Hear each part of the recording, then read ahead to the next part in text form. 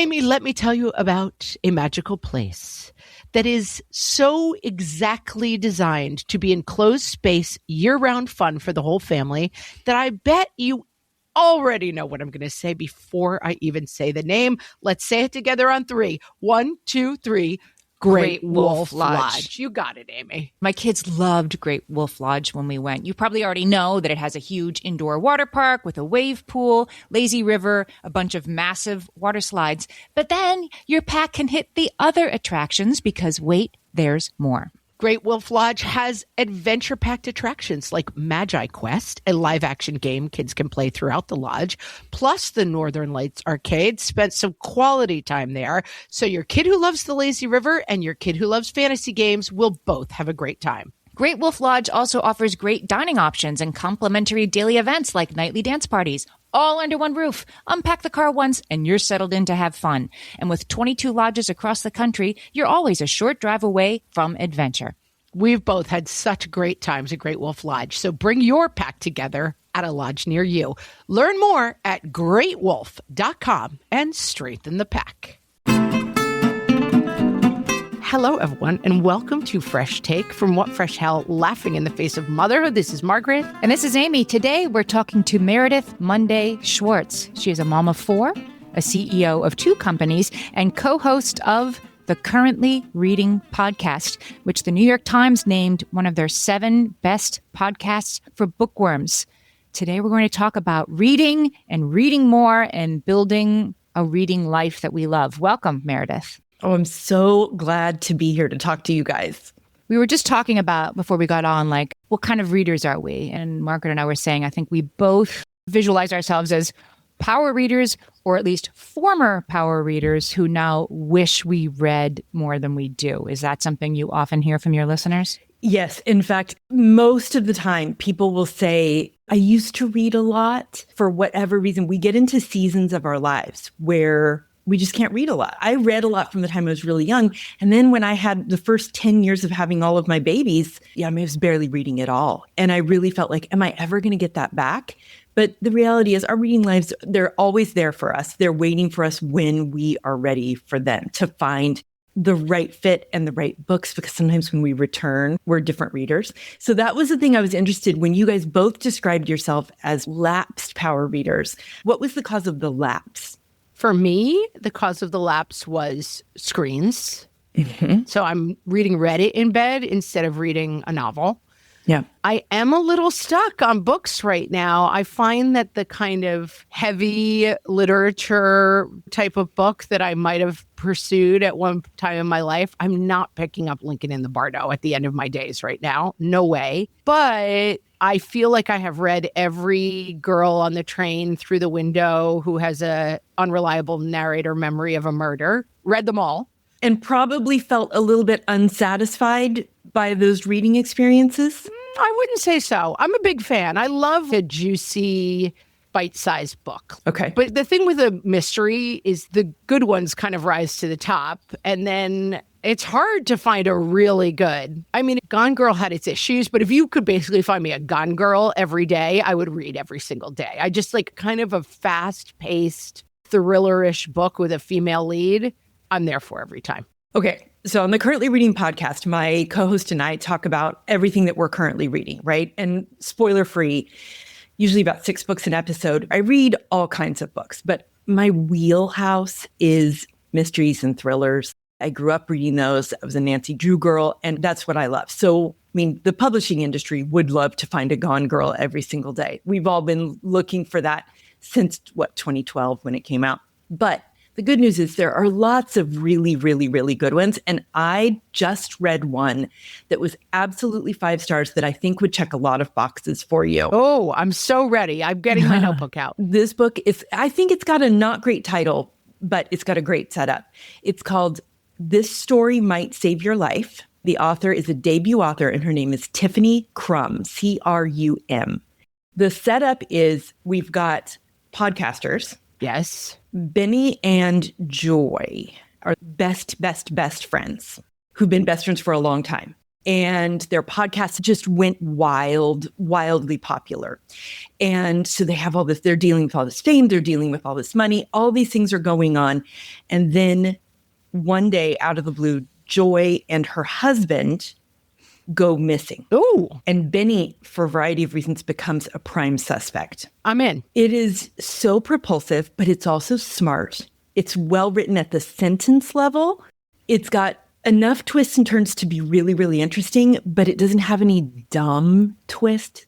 Yeah, that's the trick. It's like if it goes wrong, and the other thing I don't do at all is women in distress. I don't want anybody, I mean, Room was maybe an exception, but I don't like kidnapped ladies, which a lot of these books, there's just like random disgusting violence that I don't want to read. This book that we're talking about here does not have random disgusting violence at all. I think you'll be really, really satisfied with it. Oh, what a win. The other thing I was thinking about is there's this really big, and I think this is a great thing for the publishing industry, is in the last couple of years, we've been getting a lot more of what I would describe as accessible literary fiction. It's not a mystery or thriller. It's literary, but it's a lot more accessible than a Lincoln in the Bardo, for example. Yeah, I love the genre you're talking about. I would put like the other Boleyn sister. Is that what you're talking about? Well, that is historical fiction, and that certainly is super readable too. So it fits what you're talking about there.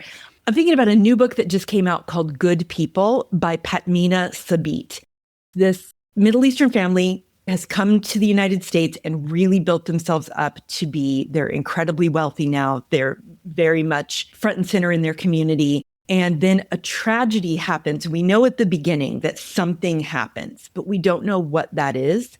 And the whole book is being told from the perspective of everybody but the family. So we're getting these breadcrumbs of what happened on, like, what is the thing that happened? So it's kind of building and building and building. It's a book that is really well written, but it has this through line narrative that really carries you through because you're very interested. Really, really interesting literary fiction, but incredibly accessible. These two books are examples of books that are easy to get into, maybe for people who've been like, I haven't really been picking up books because I've been scrolling, and I struggle with that too. But when they hook you early, it makes it a lot easier to say, I'm going to spend at least 20 minutes reading right now. Set a timer, be like, I can go back to my scroll, but I'm going to give 20 minutes to this, and you might be surprised how you get sucked in. Let's talk a little bit about why read more, because I think if this is so universal, all of us like, I keep scrolling on my phone. Right, scrolling on our phone is entertaining. The problem is that there aren't good books out there to read. I've got a shelf behind me of, I bought them and now all I have to do is get to them. What is it that is stopping us from turning to these wonderful books that are out there? It isn't that there aren't good books. It's that the phone is more interesting. Like, do we have to get in touch with why the reading is worthwhile? Because my phone is also very compelling and has lots of twists and turns. So why is it worthwhile to do something that feels harder? I think, right, it does feel harder. I think part of it is that there's just this kind of like honey stickiness to our phones. It's really hard. Like it's almost sometimes kind of physically hard to just be like, I don't want to be doing this right now. Clearly everything that they're doing is to keep our attention, right? That dopamine hit that we're getting from that. So I think that part of it is that we're really just fighting a force that is meant to be difficult for us to fight. Mm-hmm. So there's that element. Like, I try to give myself some grace. It is easy to do. If I spend an evening, I'm like, oh my gosh, I just spent that entire evening scrolling. I don't really have a lot. I don't feel as satisfied with the time spent as I do when I get sucked into a really good book. And I read for entertainment, but there are also a lot of people who read to learn, who read because they want to get into other people's shoes. All of those reasons, I think, are ones that feel more fulfilling to us. We talk a lot about self-care, but there are certain kinds of self-care that feel more satisfying to our brain. Mm-hmm. And I'm not saying that everyone needs to want to read, but if you're thinking, I really, really remember when I loved that feeling of being sucked into a good book, that is possible. And at Currently Reading, that's what we want to do, is help people find the way to choose those books, right? To find those books to get sucked in. I never want to think about reading as a chore or a should do. I really should read more because smart people read. I don't think of it like that.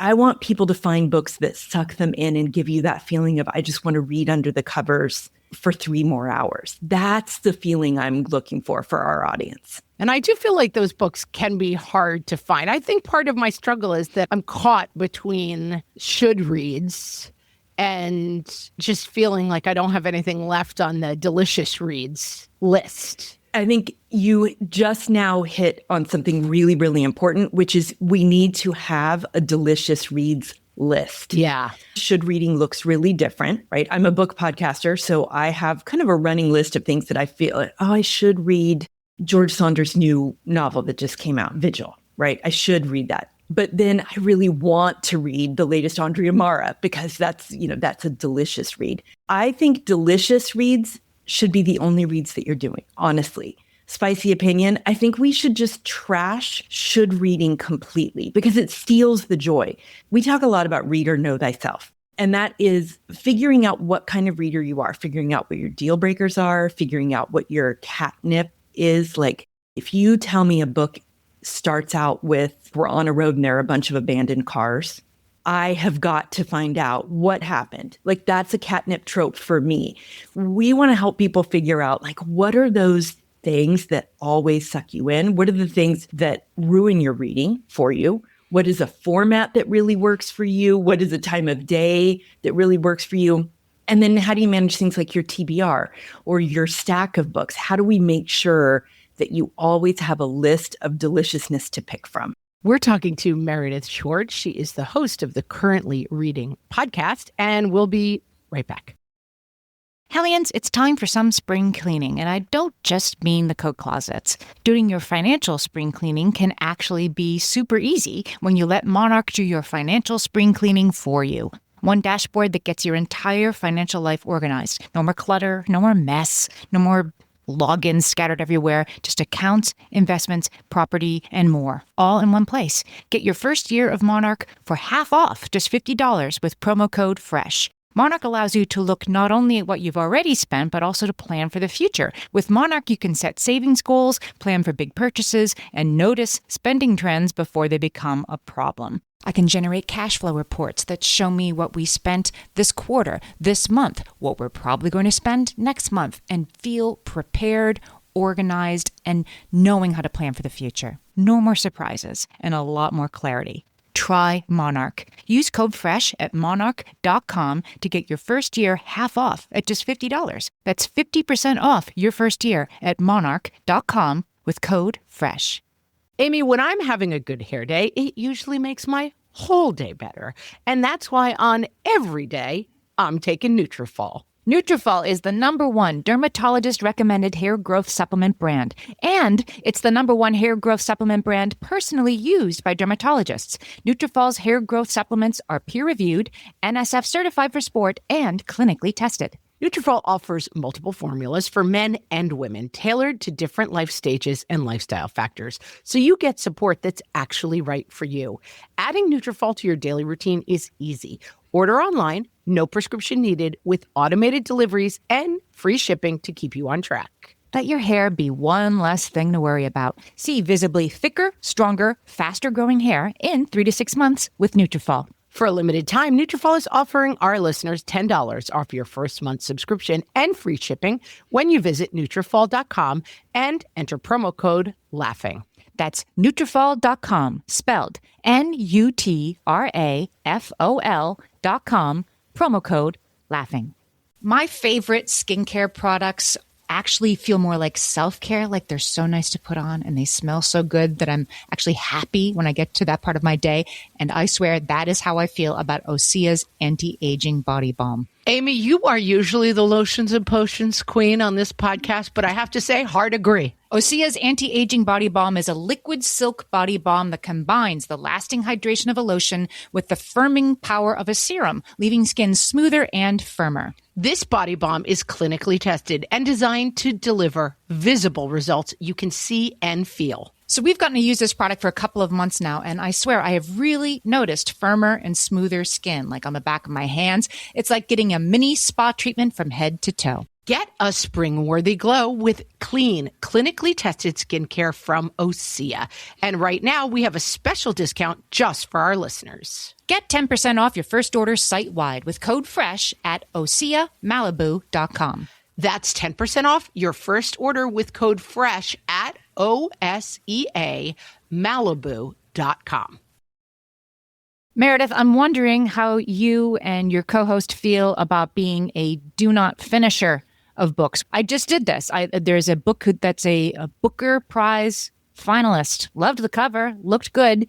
The author uses run-on sentences. And as you were saying, I can't get past this. Yeah, that's a deal breaker for you. It was a deal breaker for me. I'm a Catholic school girl. I can't deal with run-on sentences. Just didn't like it. How do you feel about the do not finish thing? Are you a do not finisher? We are profligate do not finishers. We absolutely believe in setting aside a book when it's not working for you. Now, I'm going to put a little twist on the DNF, because DNF, there's a really good place for that. There are books where I start and I'm like, this is not for me, and it probably is never going to be for me. But we do something additional, which is NRN, which is we're going to not write now this book.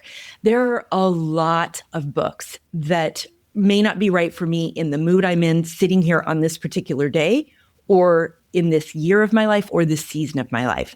But I'm going to be a different reader 5 years from now. So the reason we want people to set books aside is not because there's something bad about the book, but because it might actually work for you at another time. And you do more justice to the work, to the author, when you say, this isn't working for me right now. A little bit from now, 3 months, 6 months, 3 years from now, it actually could be a lifetime favorite. And I mean, there are so many people that have had that happen. Like, I tried this book 3 different times. And then the 4th time I tried it, it became like top 10 of all time. That's for me, Life of Pi. I started it 3 or 4 different times, 100 pages in. And then I tipped over one night and I read it until 5 o'clock in the morning. And it's one of my favorite books of all time. So every other time that you set it down, it was because it wasn't right for you in that moment. Yeah. I would say anytime you look at a book or you think about a book, you're in the middle of a book, anytime that feeling comes up, set it aside. Yeah, because I'm 3/4 of the way through a book right now. And I think one of the reasons I'm not reading is because I don't want to finish that book, but I feel like it's my assignment and I can't read anything else until I finish it. And absolutely no one gave you that assignment. No one even knows I'm reading the book, frankly. I mean, it's truly only in my own head. Exactly. So huge permission slip to set books aside if they're not working for you, whether you're 3 pages in or you are 90% in. I was just talking to someone the other day who said, I haven't read a book in a year because of this one book. And so I said to her, please set that book down, or skim the last 10%, or whatever you need to do to get past that book. Or look up the ending on Google, which I've done sometimes. Yes, nobody is making rules that tell you that you can't do that. And she texted me back just this morning saying, I not only skimmed the last 10%, in the last 3 days, I've read 2 books. She was like corked up. Now, this makes me think of a question for both of you, because I don't know this about Amy either. Are you a 1 book at a time person or multiple books at the same time? I'm a 1 book at a time person, basically. I got 3 books going right now. You're a 3 book. That makes sense for me. Is it like a fun book, a book for the show, and a serious book? Exactly. Right. It's a book for the show. It's a book for a book club. And then it's a book that I just wanted to read. And I have the 3 of them in different stages. Yeah, I can't do that. Meredith, what about you? Are you a book at a time, or you must be multiples? I do multiples, and I do it. I have a book going in every format. So I always have an audiobook going, a Kindle ebook going, a print book. And then I do something called my morning read. You guys might do this too. I have like a productivity book that I'm reading in the morning before I do a little bit of morning pages or morning journaling. So that kind of fills a specific slot. I just do maybe 10 minutes in it each day. But so I usually have about 4 books going at a time. But that's a really good reader know thyself question. Yes. Like, is it better for you to just be reading 1 and zipping through it? Or is it better for you to have, like a lot of people will say, I have to have something going on my ebook because that's the only thing I really want to read at night, for example. So I want to get 20 minutes in, and I'm not going to pick up a print book and hold it and a book light and all of that other stuff. So that's why different formats might work too. It's true, because I am not a Kindle person. Margaret loves a Kindle and could do without the print. I feel like I need the print. I need the pages because it feels like something different than my phone or my tablet. However, I get in bed at night with my spouse who's going to sleep, and I guess I'll scroll my phone. I could be getting 10 pages in a night, no problem, if I was maybe the same book on my Kindle and I use it only for that time. Right. You absolutely could experiment with that. See if it actually helps you get into sleep faster. See if it keeps you up, but you're making really good progress on a book that you've wanted. I read on a Kindle Oasis, and I have 2 of them, and I have one that's in my house, and I have what I call my purse Kindle. Wow, that's a good idea. Right. So it's always in my purse. And so it's really easy for me to go back and forth. You know, if I have that 10 minutes at the doctor's office, instead of being irritated about waiting because my OB is constantly late. I got an hour of reading in. But that purse Kindle comes in handy. Purse Kindle. That's a good one. Mm-hmm. Yeah, I'm all Kindle all the time. If someone gives me a book, I just get it on Kindle and I give the book away. I am so Kindle. I mean, book, I sit there like, what is this, pages? It's so irritating. Right. I often will have the same book in print and on the Kindle. And I really love, this is like a dumb thing about me as a reader, but I love moving a bookmark forward in the physical book, even though I'm primarily reading on the Kindle. You're like the person who writes your to-do list at the end of the day so you can scratch it all off. Exactly. Exactly. I think that's why I like a real book, right? I like to see my progress. Do you annotate your books? Will you mark them up? I do for the podcast. And so I've learned that I actually prefer a PDF of a book that we are getting for the podcast, because then I can actually annotate it on my screen. That's different. That's for work, that I'm actually creating an outline of what I want to talk about from the book. If I'm reading a book that I'm trying to learn something from or present to somebody else, then I like to have a highlighter and a pen to write in the notes. I mean, I do find that very appealing, and I haven't replicated it on the iPad. Oh, that's interesting. So you're the opposite. Yeah. If I'm learning, I want a paper book. You want a paper book. Yeah. That's a good thing to know about yourself. How many books, for example, a month do you guys need to read for your show? Well, we have a guest every week, so 4 or 5, right? But we take turns preparing the work. So probably we are each reading 2 to 3 books a month for the podcast. Okay. And that's definitely should reading, right? You want to be doing it. You want to be reading those books, but that does fall into the category of that is something you need to take into account when you're thinking about your overall reading rhythm. Yeah. You have those kind of goalposts within your month that you need to work around. I think you can get caught a little bit too. I was just speaking for myself and my husband too, that like we read nonfiction, obviously for the podcast almost exclusively, and he reads nonfiction. He does a lot of should reads, a doorstop about Herbert Hoover, right, is going to be sitting on his nightstand for the next 2 years.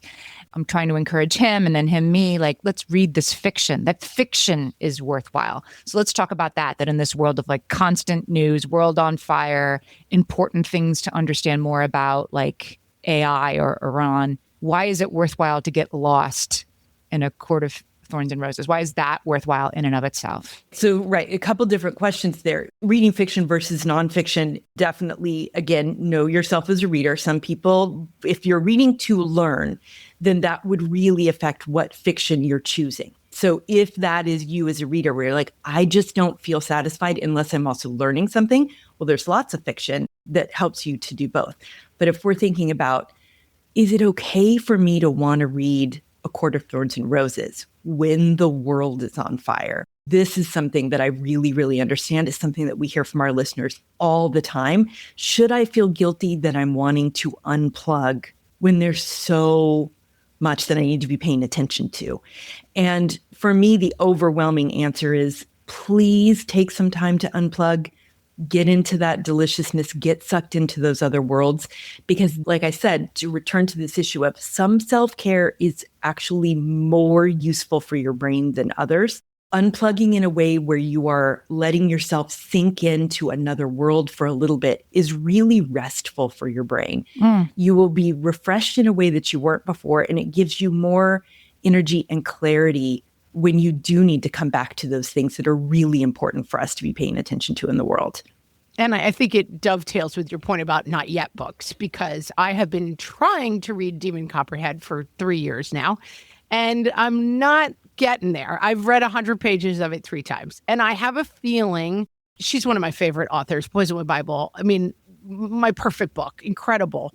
But it's not for me right now. I got enough heavy right now. And I'm like, I get that as a not yet book. Like I want drunken lady on the train tries to solve the murder that she could barely remember. I just don't want heavy stuff happening to young people. It's not what I'm looking for right now. And when you said about self-care, that reading was a form of self-care, Meredith, that was really eye-opening to me. And what you were just saying now about like, it's okay to do this to rest your brain. I would never say, I can't go to yoga. There's too much going on in the world. I need yoga. I would never say, I can't sleep when there's so much to worry about, right? Like, I must keep the watch.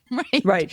That it's a form of self-care to put it down and enter some Victorian world of, intrigue and murder. That's great for your brain. Right.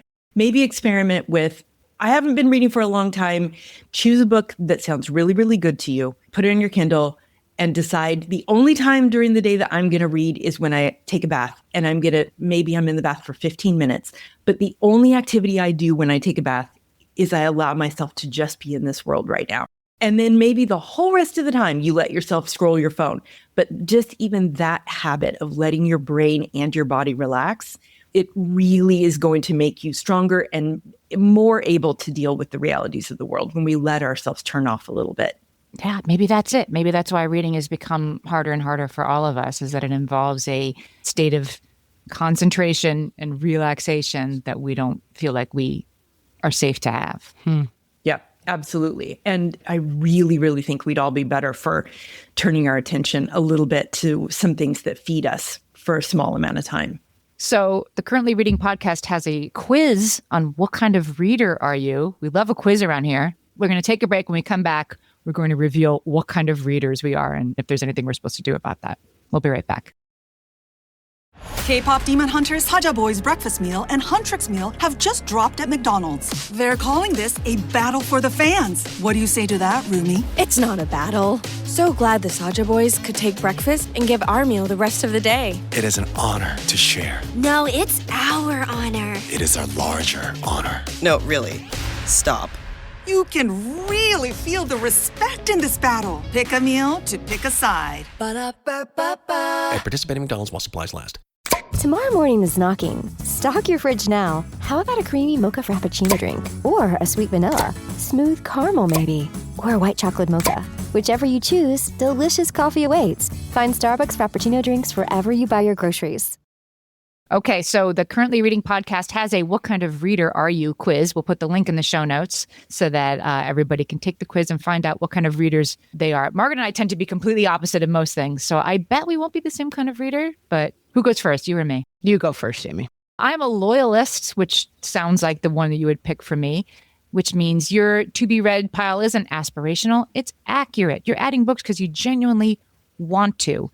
You've read enough disappointing books to recognize the warning signs. You stop wasting your precious reading time on books that are wrong for you. But the shadow side, the loyalist work, is to notice when I know what I like has quietly become I'm not willing to find out what else I might like. Right. A little bit of maybe you want to tiptoe out of your comfort zone just a little bit. Yeah, I think that's right. I know what I like and I like what I know. Like, for example, I have never read Of Court of Thorns and Roses or that whole like romantasy thing. I'm like, I probably wouldn't like that. And so maybe I'm like cutting myself off a little bit. Right. You are. I have a tip for that. If you want to step out of your comfort zone a little bit, I highly recommend a book flight. And that's what I call when I go to the library and just like put a bunch of books. And the same thing could apply on your Kindle or anywhere you have a bunch of books, even from your shelves.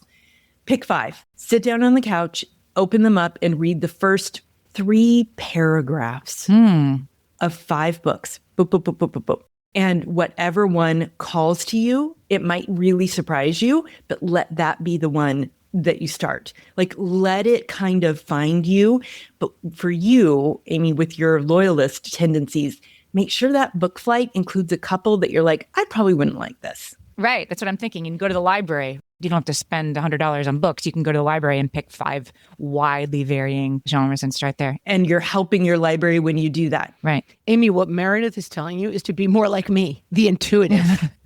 Yes. That's my reader type. My style is mood and comfort.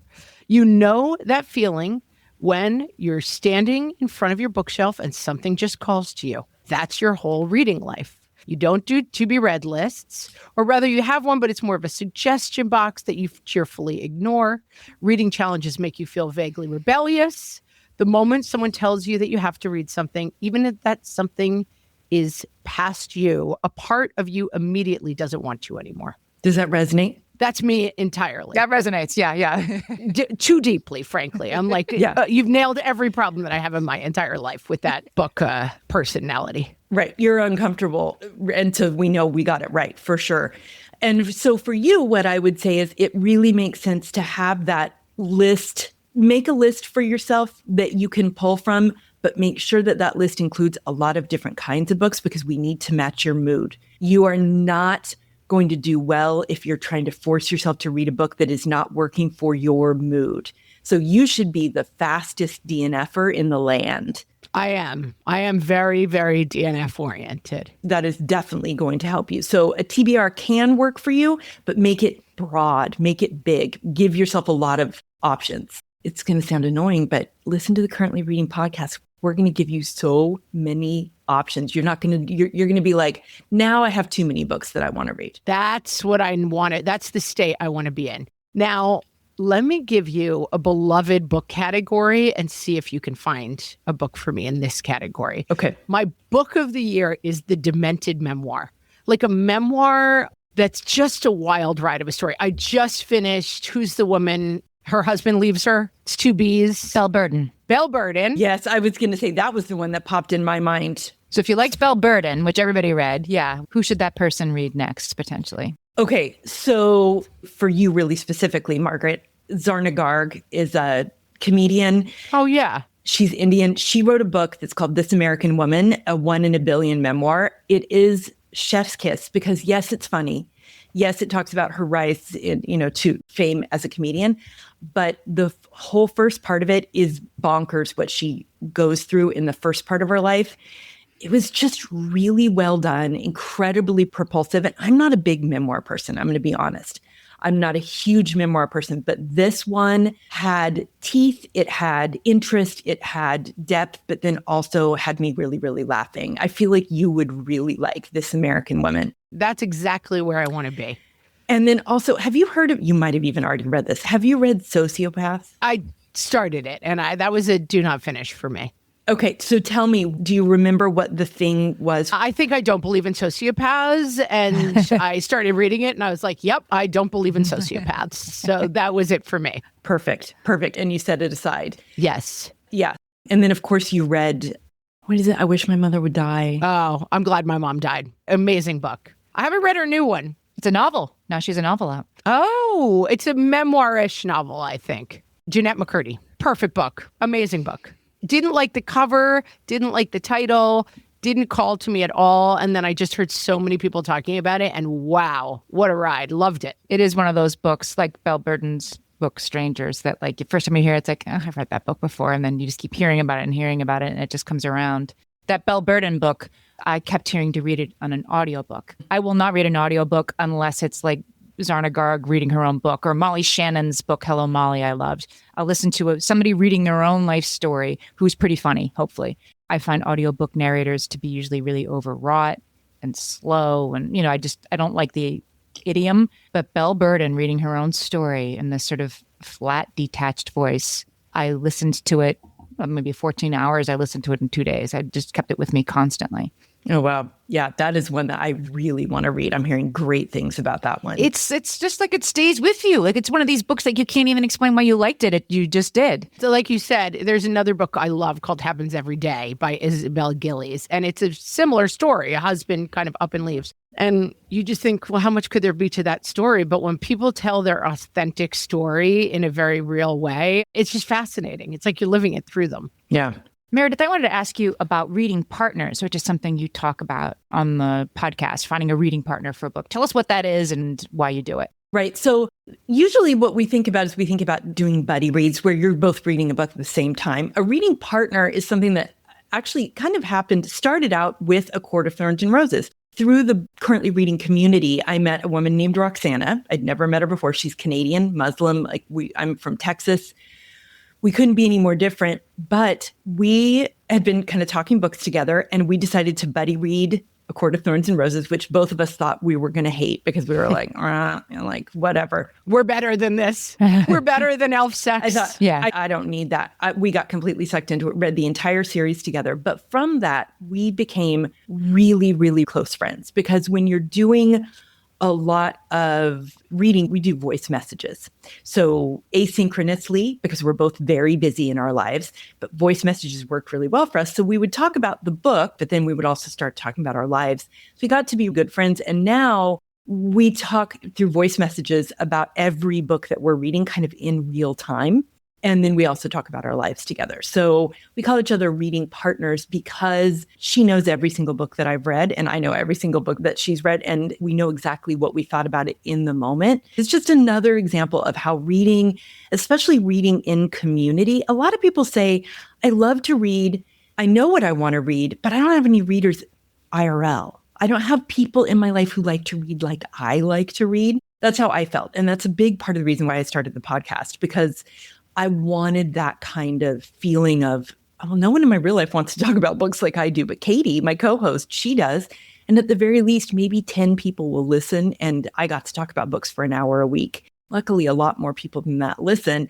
But we've also been able to build community and to see all these little reading partnerships come into play that become in real life friendships, and people being able to talk about books in a way that they feel like I found my people. That's been maybe the most satisfying part of the 8 years that we've been doing currently reading. I love that idea. Is it a mostly female audience? And do you think that that's certainly the sort of stereotype out there, that women are the readers, the people keeping the bookstores going? Does that bear out in your audience? Yes, it definitely does. For a long time, we were like 90-10 in our demographics.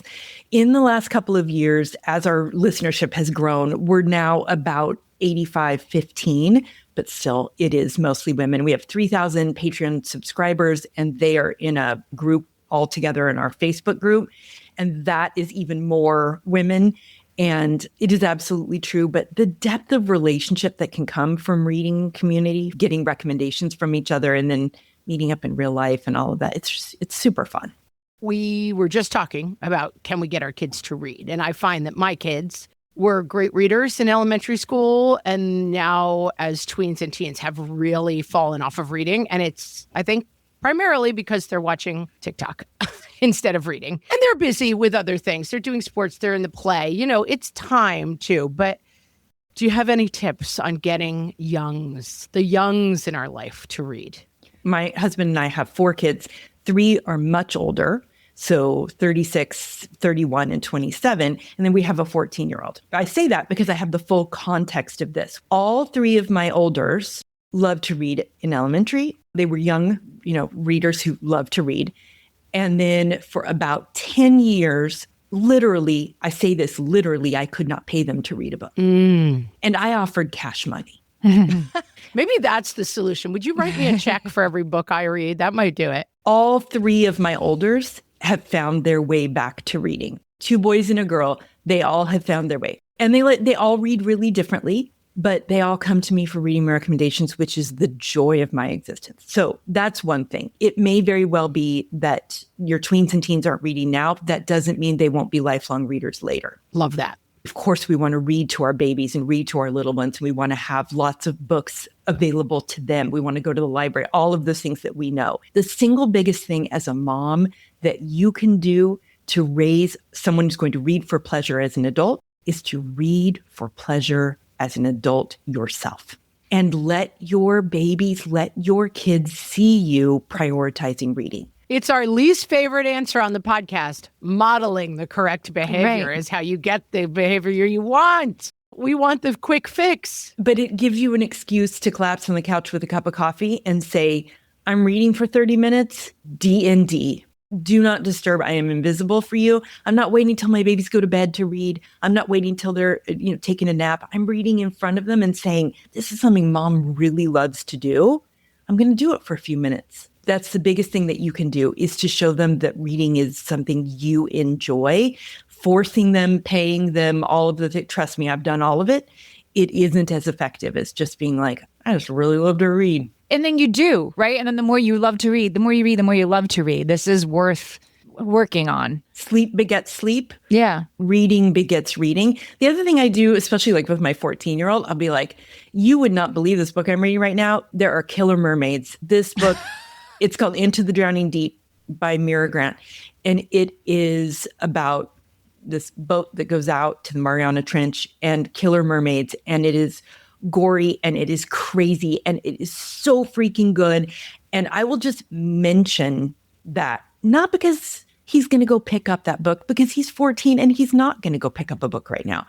But somewhere in the deep recesses of his lizard brain, he's remembering that mom was having really good time reading about killer mermaids. That's great. We've been talking to Meredith Monday Schwartz. She's the co-host of the Currently Reading podcast. We're going to put the link to the Currently Reading podcast in our show notes for this episode, as well as the Reader Know Thyself quiz, which really is an interesting way to think about what kind of reader you are. Meredith, tell our listeners where else they can find you and Currently Reading. Absolutely. On Instagram at Currently Reading Podcast. And you can find me at Meredith Monday Schwartz on Instagram.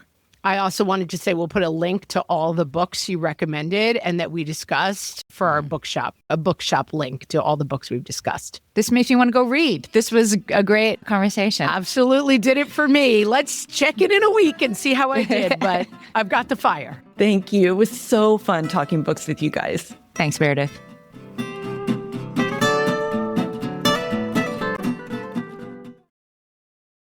You can't reason with the sun. Trust us, we've tried. This summer, it's time to put that angry ball of fire on mute. Columbia's Omni-Shade technology is engineered to protect you from the sun's harsh rays that can burn and damage your skin.